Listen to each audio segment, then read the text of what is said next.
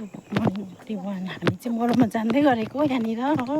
साथीहरू झत्तु भयो भनेर भन्नुहुँदैछ। चारी यस्तो छ ओह्रालो, बाटो कता पो सिँढी। कोपीहरू पनि छ नि बारीमा यहाँतिर।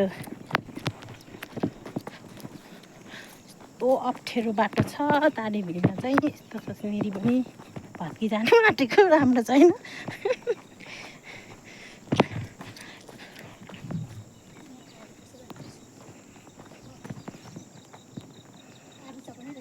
आलुचम रहेछ।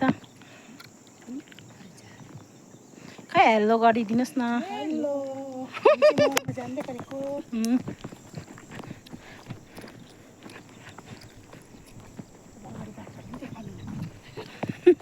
बाटो यस्तो छ भने